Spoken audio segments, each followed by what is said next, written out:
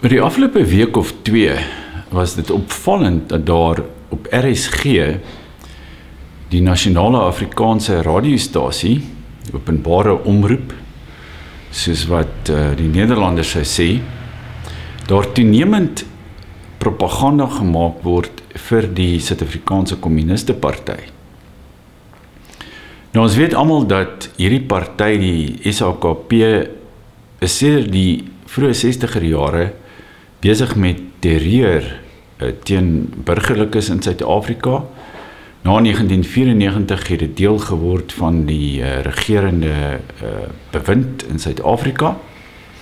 Maar tans is daar verdeeldheid in die regerende party en daar word ook daarvan gepraat dat die SAKP hom onafhanklik van die ANC sou verkiesbaar stel.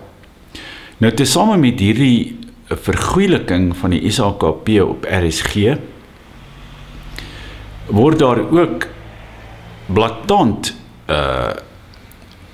propaganda gemaak vir die gedagte van groter gelykheid in Suid-Afrika, en daaronder moet ons die nivellering van die oorblywende gedeeltes van die middelklas in Suid-Afrika verstaan, want ons weet in al die voorheen kommunistiese lande is die totale samelewing eenvoudig met geweld gelyk gemaak en mense met geleerdheid of kultuur is eenvoudig afgetrek ondertoe, hulle is gestraf, hulle is in strafkampe aangehou en daar is teen hulle gediskrimineer. Die eerste vorm van regstellende aksie het in die Sowjetunie plaasgevind waar die kinders van middelklas ouers benadeel is teenoor die kinders van werkersklas ouers. Nou tydens die mees onlangse onderhoud wat RSG gevoer het met 'n kommunis of 'n by name Barry Gilder, was dit ook opvallend dat Gilder, wel, nommer 1 het hy Engels gepraat op RSG, en nommer 2 is hy aangebied as 'n soort deskundige aan die luisteraars. Maar as 'n mens bietjie dieper in sy agtergrond ingaan, dan kom jy agter hy het onder meer 'n boek geskryf oor sy eie wandaden in die verlede, wat nou as heldedade opgevysel word. En, glo dit of nie, Barry Gilder het opleiding as terroris in die voormalige Sowjetunie ondergaan.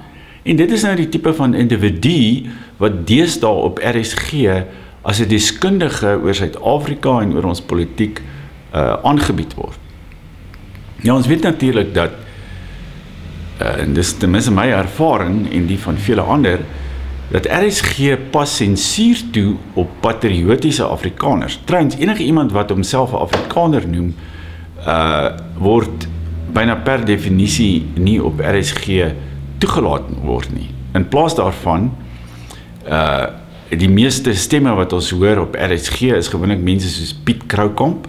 Hy is aan mekaar op RSG, as ook iemand soos Max de Pre, en beide daardie individue, ek sou hulle self skepsels noem, is intense boerehaters. Elkeen van hulle het al herhaaldelik hulle self teen Afrikaanse skole, teen Afrikaanse universiteite uitgespreek, en dit is die tipe van propagandiste waarmee RSG die land oorspoel.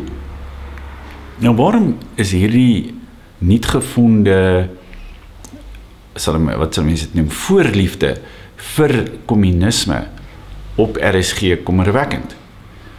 Wel, enigeen met 'n bietjie kennis van die 20ste eeu weet dat daar 100 miljoen mense gesterf het tydens die afgelope eeu vanweë die ideologie, en 'n mens kan dit selfs 'n godsdienst noem, van kommunisme. Vele Europese filosofe en denkers, onder meer in Frankryk, maar ook in ander lande soos Duitsland, Nederland, het bevind dat kommunisme byna altyd neig na volksmoord en massa geweld. En daarom is dit uiters kommerwekkend dat ons nou blootgestel moet word aan hierdie kommunistiese propaganda op RSG. Ons weet dat Afrikaners sedert 1994 totaal en al polities gemarginaliseer is. Trouwens, ons is ontkiezer deur hierdie stelsel. Ons het geen invloed op politieke besluitneming, het sy op nasionale vlak, het sy op provinsiale of munisipale vlak, het ons geen seggenskap daar nie. So waarom moet ons nou betrek word by die huidige magstryd rondom die skakeringe van kommunistiese ideologie wat in Suid-Afrika plaasvind tussen die ANC en die SAKP en dan verder links nog van daardie twee partye, die EFF en die sogenaamde BLF, oftewel Black First, Land First. Myns insiens gaan daar gepoog word om sondebokke van ons te maak, soos wat die land verder in chaos en wanorde en ook finansiële probleme verval. En dit is vir ons uiters gevaarlik, want ons weet dat diegene wat as sondebokke uitgekryt word, hulle word dan gewoonlik ook slagoffers van hierdie massageweld en volksmoord wat saam met kommunisme saamhang. 'n Mens kan die stelling ook maak dat in Suid-Afrika, soos elders ter wêreld, is die media per definisie teen die mense. RSG is, alhoewel dit in Afrikaans uitsaai, is eintlik 'n anti-Afrikaanse en veral 'n anti-Afrikaner medium.